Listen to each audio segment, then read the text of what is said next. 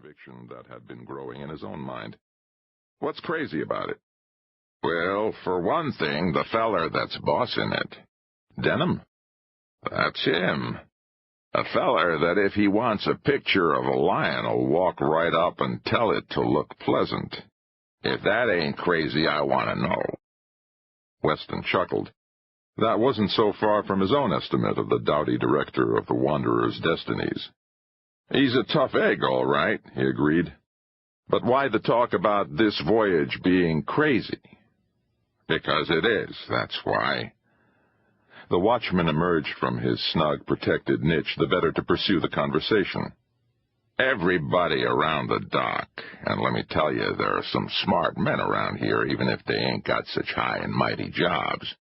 Everybody around the dock says it's crazy. Take the cargo this Denham stowed away. There's stuff down there I can't believe yet, and I've seen it go aboard with my own two eyes. And take the crew.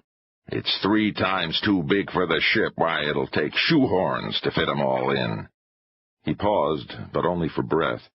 Plainly he was prepared to bark out an interminable succession of charges against the Wanderer.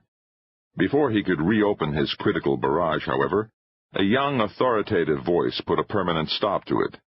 "Hey, on the gangway there, what do you want?" Weston looked up toward the low deck rail amidship. Light streaming from a cabin astern and higher up outlined a figure, and in the illumination Weston felt sure from Denham's descriptions that he was seeing the Wanderer's personable first mate. There, unmistakably, was the long, young body Denham had praised. There were the reckless eyes, the full, strong mouth. Weston, whose experiences had taught him to guard against spontaneous regard for any stranger, however personable, yielded for once to a swift liking. There, he admitted, was as pleasant a young fellow as a man could hope to meet. As any woman could hope to meet, he added on second glance. "What do you want?" The brisk demand came down a second time as Weston made his inspection.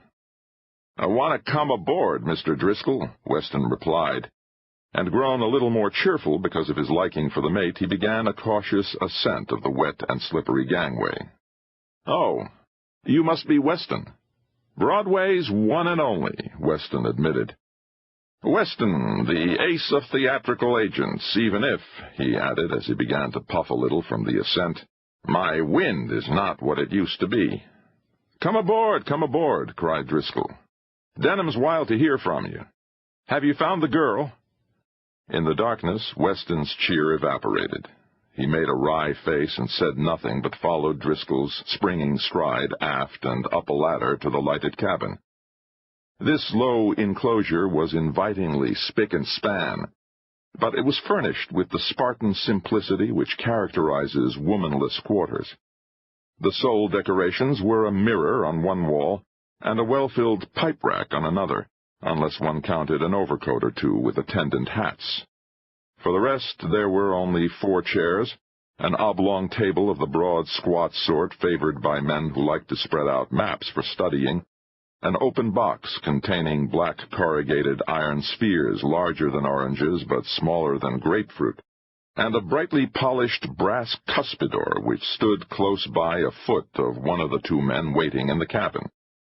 This man was lean and of no more than middle height. Behind a heavy mustache, his hard jaw worked slowly upon a generous mouthful of plug cut. He was in vest and shirt-sleeves.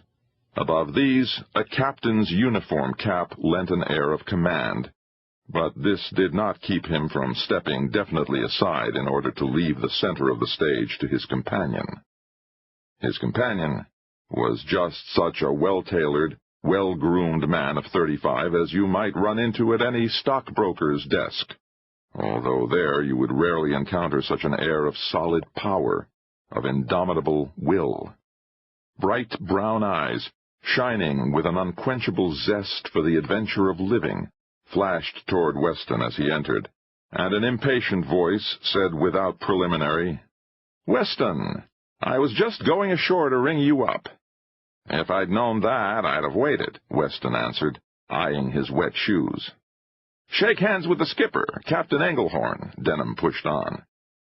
The man in the captain's cap, turning from a center shot into the bright cuspidor, held out a rough, thick hand, and after it had been shaken, moved the box of corrugated iron spheres to make more room at the table for Weston's chair. "I take it you're already acquainted with Jack," Denham added, and as Weston nodded smilingly at Driscoll, who smiled back, he went on. "Well, then you've met a pair you'd never come across on Broadway, old man.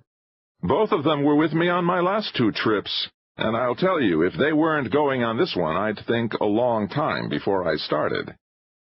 There fell that little restless silence which always burdens men upon whom extreme praise has been bestowed. Then Denham dropped into his chair and eyed the theatrical agent. "Where's the girl, Weston?" "Haven't got one." "What?" Denham struck the table. "Look here, Weston. The Actors' Equity and the Hayes outfit have warned every girl I've tried to hire, and every agent but you has backed away. You're all I've got. You know I'm square." "Everybody knows you're square," Weston grunted, breathing audibly. "But everybody knows also how reckless you are. And on top of that, how can you hope to inspire confidence about this particular voyage when you're so secretive?" "There's truth," drawled Englehorn, and leaned down to his cuspidor. "Absolutely," cried Driscoll, rubbing his handsome young jaw. "Why, not even the skipper and the mate know where this old ship's going." "There you are." Weston spread his palms up. "Think of my reputation, Denham. I can't send a young, pretty girl, or for that matter even a homely one if you'd have her, on a job like this without telling her what to expect." "And what is she to expect?" Denham demanded. "To go off for no one knows how long to some spot you won't even hint at. The only woman on a ship that carries the toughest mugs my wise old Broadway eyes ever looked up and down." As the other 3 grinned, the agent added hastily, "Of course, I mean the crew." "Weston!" Denham's fist crashed onto the table again. "I'm going out to do the biggest thing in my life, and I've got to have that girl. You never had a woman in any of your other pictures. Why do you want one for this?" "Hell's bells! You don't think I'm consulting my own preference, I hope." "Then why?" "Why? The public's why. My blessed public must have a pretty girl's face. Romance isn't romance, adventure is as dull as dishwater to my public, unless every so often a face to sink 1,000 ships, or is it saps, shows up. Imagine I slave, I sweat blood to make a fine picture, and then the public says, we'd have liked it twice as much if there'd been a girl in it, and the exhibitors say, if he'd given us a real love interest, the picture would have grossed twice as much. All right!" Denham's fist hit the table one last decisive thump. "They want a girl. I'll give them a girl." The dark declaration of the old watchman returned to Weston. Denham wasn't, of course, crazy. But just the same, his present plan was not one a theatrical agent who cared for his reputation ought to help along. "Sorry," he said, and picked up his hat. "I don't believe there's anything I can do for you." "You've got to do a lot," Denham said, "and in a hurry.